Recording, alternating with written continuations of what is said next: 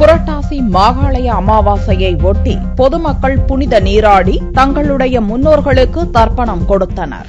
தங்களுடன் வாழ்ந்து இறந்த முன்னோர்களுக்கு ஆடி, புரட்டாசி, தை மாதங்களில் வரும் அமாவாசையன்று தர்ப்பணம் கொடுப்பது இந்துக்கள் வழக்கம். செவ்வாய்க்கிழமையன்று புரட்டாசி மாகாளய அமாவாசை என்பதால் தமிழகத்தில் பொதுமக்கள் நீர்நிலைகளில் புனித நீராடி திதி கொடுத்தனர். காசிக்கு அடுத்தபடியாக புனித நதியாக கருதப்படும் ராமேஸ்வரம் அக்னி தீர்த்தத்தில் ஆயிரக்கணக்கான மக்கள் புனித நீராடினர். கடற்கரையில் பிண்டம் வைத்து எள் கொடுத்து பூ, பழம் போன்ற புனித பொருட்களை படைத்து இறந்து போன முன்னோர்களுக்கு தர்ப்பணம் கொடுத்தனர். அகத்திக்கீரையை பசு மாடுகளுக்கு மக்கள் அளித்து வழிபாடு செய்தனர். புரட்டாசி மாசம் வரக்கூடிய மகாள அமாவாசையில பித்திருக்களுக்கு தர்ப்பணம் பண்றது பித்திரு சாப நிவர்த்திகள் அடைஞ்சு குடும்பத்துல சுபிட்சம் நேருன்னு சொல்லி முன்னோர்கள் சொன்னபடி தொடர்ந்து நாங்க வந்துட்டு இருக்கிறோம்.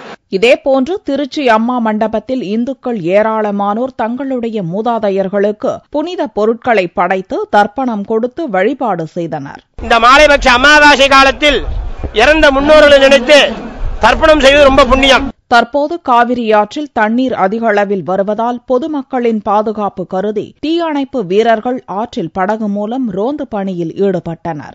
அம்மா மண்டபம் படித்துறையில் 2 கரைகளையும் தொட்டபடி நீர் நிரம்பி போகிறதுனால மகாலய அமாவாசைக்கு வரக்கூடிய பக்தர்கள், சேவார்த்திகள் எல்லாரும் அறிவிக்கப்பட்ட இடத்துல அவங்க நீராடி கரை சேருமாறு கேட்டுக்கொள்ளப்படுகிறது. பாதுகாப்பு பணிக்காக தீயணைப்புத்துறை சார்பாக ரப்பர் படகு, உயிர் மீட்பு கருவிகளான லைஃப் ஜாக்கெட், இந்த மாதிரி உயிர் மீட்பு கருவிகளுடன் பாதுகாப்பு பணி, ரோந்து பணியில் நீர் பகுதியில் சுழற்சி முறையில் பார்த்துட்டு இருக்கிறாங்க. திருச்சி அம்மா மண்டப படித்துறையில் பொதுமக்கள் ஏராளமானோர் திரண்டதால் போலீஸ் பாதுகாப்பும் பலப்படுத்தப்பட்டிருந்தது.